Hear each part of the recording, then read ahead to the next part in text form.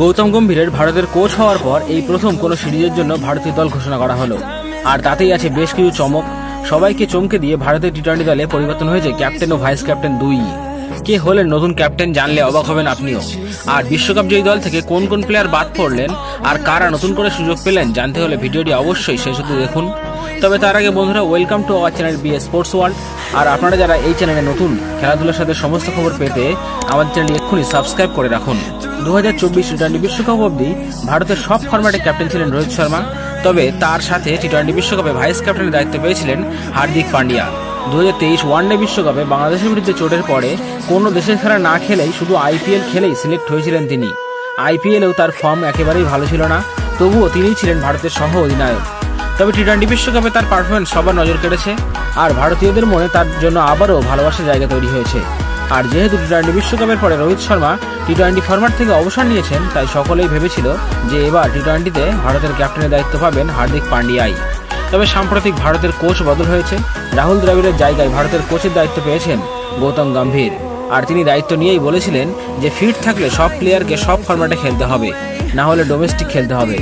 আর এই ইশারাটা যে হার্দিকের টেস্ট খেলার প্রতি অনীহার দিকেই যায় তা বলার অপেক্ষা রাখে না। আর এবার আরও অবাক করে দিয়েছে শ্রীলঙ্কার বিরুদ্ধে ভারতীয় দলের দল ঘোষণার মধ্য দিয়ে।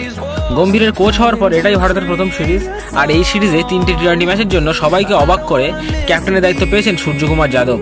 হার্দিক পান্ডিয়া ক্যাপ্টেনের দায়িত্ব তো পাননি, এমনকি ভাইস ক্যাপ্টেনের দায়িত্ব থেকে সরিয়ে দেওয়া হলো তাকে। এই সিরিজে ভারতের ভাইস ক্যাপ্টেনের দায়িত্ব পেয়েছেন শুভমান গিল। তবে হার্দিক পান্ডিয়া রয়েছেন দলে। টি-20 বিশ্বকাপ জয়ী দলের 15 জনের মধ্যে 9 জন পেয়েছেন সুযোগ। রোহিত শর্মা, বিরাট কোহলি, রবীন্দ্র জাদেজা অবসর নিয়েছেন, আর বুমরাকে এই সিরিজে রেস্ট দেওয়া হয়েছে। তবে বিশ্বকাপ দল থেকে বাদ পড়েছেন কুলদীপ যাদব ও যুজবেন্দ্র চাহাল। আর বিশ্বকাপের রিজার্ভ বেঞ্চে থাকা 4 জনের মধ্যে আবেশ খান ছাড়া রিঙ্কু সিং, শুভমান গিল ও খলিল আহমেদ পেয়েছেন সুযোগ। এছাড়া নতুনভাবে জিম্বাবুয়ে সিরিজ থেকে দলে সুযোগ পেয়েছেন রিয়ান পরাগ, রবি বিষ্ণই ও ওয়াশিংটন সুন্দর। সব মিলিয়ে দলে রয়েছেন captain Suryakumar Yadav, vice captain Shubman Gill. এছাড়া ব্যাটসম্যান রয়েছেন যশস্বী জয়সওয়াল, রিঙ্কু সিং, রিয়ান পরাগ। উইকেট কিপার হিসেবে থাকছেন ঋষভ পান্ত ও সনি স্যামসন। অলরাউন্ডার রয়েছেন 4 জন: হার্দিক পান্ডিয়া, শিবম দুবে, অক্ষর প্যাটেল ও ওয়াশিংটন সুন্দর। স্পিন বোলার হিসেবে রয়েছেন রবি বিষ্ণই, আর পেস বোলিং করবেন আর্শদীপ সিং, খলিল আহমেদ ও মোহাম্মদ সিরাজ। এছাড়াও 3 ম্যাচের ওডিআই সিরিজের জন্য দল ঘোষণা করেছে বিসিসিআই। আর এই দলের জন্য যথারীতি ক্যাপ্টেন হচ্ছেন ক্যাপ্টেন রোহিত শর্মা। আর এই দলে রয়েছে নতুন কিছু নাম। কে কে আছেন এই দলে জানতে হলে আমাদের চ্যানেলটি সাবস্ক্রাইব করে পরের ভিডিওতে চোখ রাখুন। আর কমেন্ট করে জানান এই ভিডিওটি কেমন লাগলো আপনাদের।